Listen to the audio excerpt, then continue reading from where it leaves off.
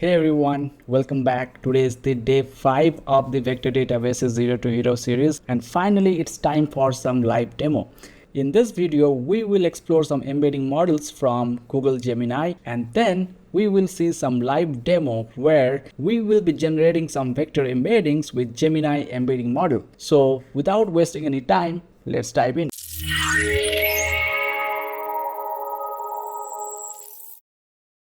Okay, so now let's explore some embedding models from Gemini. So I am on the Gemini's API documentation page.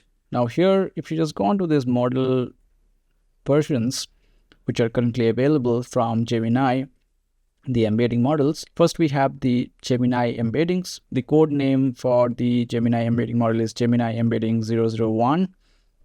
What it supports as the input is text, and the output we get is the text embeddings. The input token limit is 2048, and the output dimensions are flexible. It supports anywhere between 128 to 3072 dimensions, so you can enter in any value in this range, but the recommended dimensions are 768, 1536, and 3072. And the last update for this model was in June 2025. So this is the text embedding model from Gemini. Now there is one more embedding model, that is Gemini embedding model 2. This was released in April 2026. Very recently this was released. Now the code name is Gemini embedding 2. And the interesting thing is it supports, as you can see, it supports text, image, video, audio, and even PDF as the input. And the output we get is again embeddings, right? Text embeddings. Now the input limit size is much higher here. Obviously it supports PDF, so you can imagine the input token limit is much higher, around 8192 tokens. And the output dimensions is again flexible, which you can configure, but it supports in the range of 128 to 3072. These are the recommended dimensions that you can generate. So that's the high-level overview of these two embedding models from Gemini. In our demo, we would be using this Gemini embedding model, and in the future lectures, we will also explore this Gemini embedding 2 and maybe demonstrate some multimodal embeddings as well. But in this lecture, mainly we'll focus on the Gemini embedding model. Okay, now let's jump on to Google Colab. So this notebook demonstrates creating vector embeddings with Gemini embedding model 1. So first step is we need to import all the required packages. So we need GenAI from Google. Then we also need, pandas, and we need to import cosine similarity from sklearn. These are the few important packages that you need to import.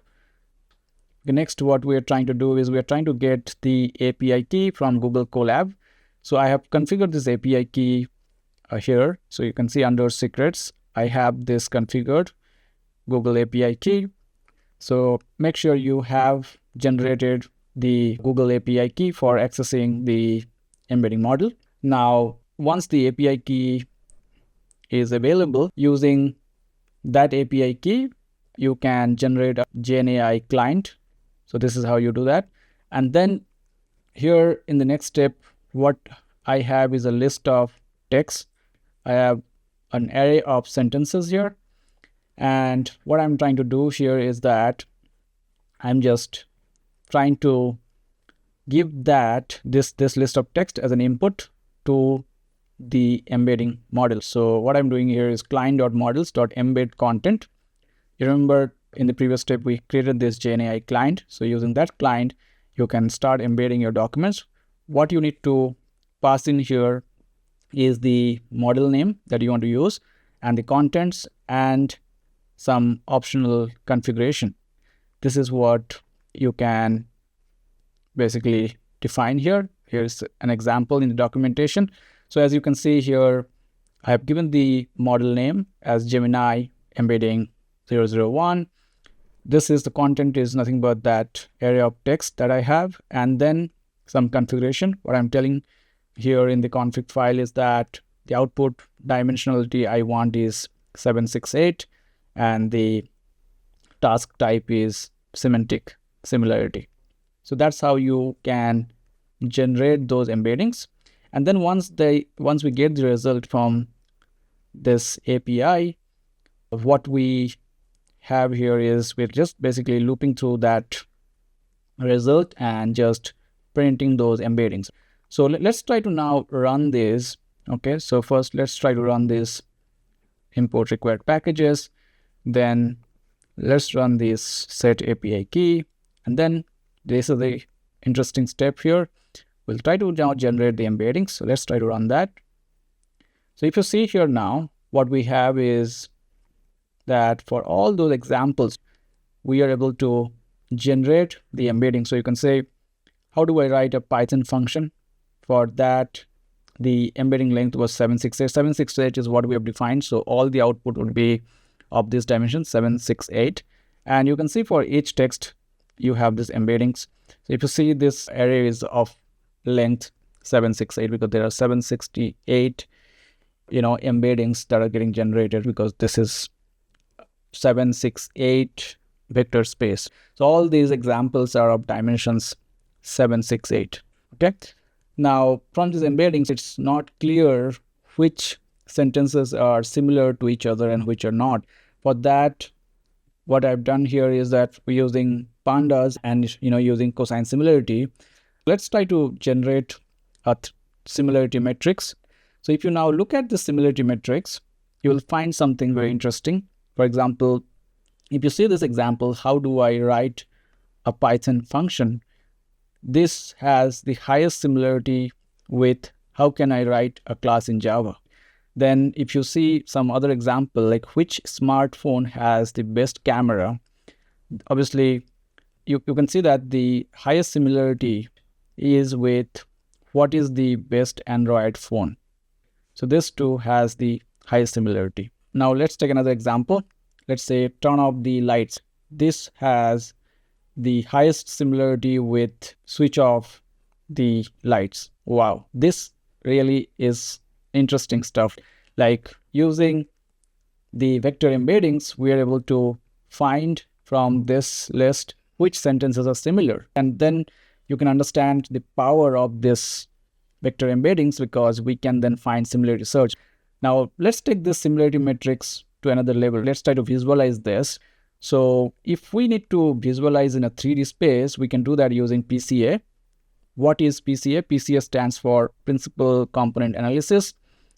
So what it does is that PCA, in short, it reduces the number of dimensions in the data while keeping as much as important information as possible. So you can imagine that these vector embeddings are of 768 dimensions. Now, as humans, we can't visualize something in 768 dimensions, and that is where the concept of PCA comes into the picture.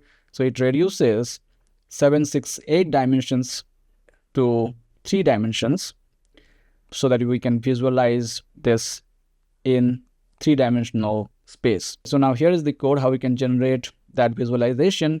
Now I'll not go through this code here in detail because that's not the scope of this video. But if I just try to run this, you can see that we can now visualize this sentence embeddings in 3-dimensional space. Okay. Now this is obviously static. There's another way you can do it to make it a bit more dynamic. You can do it using Plotly. So if I just run that, okay, and this is much more interactive. So you can see here now that, for example, these two sentences, how can I create class in Java and how do I write a Python function? You can see that those are closely related. Then you can see the next example here. What is the best Android phone and which smartphone has the best camera? Those are, again, similar, and that's why the distance between them is very less. So this is how you can visualize these embeddings and see which sentences are similar and which are not. So this is really a very powerful concept, and I would urge you to kind of play with this notebook. You can come here and change the sentences. That's all you need to do, and you can just play with it and see what output you get. So that's all I wanted to cover in this video, that how we can generate embeddings using the Gemini embedding model. Hope you found this video useful. See you in the next one. Thanks for watching.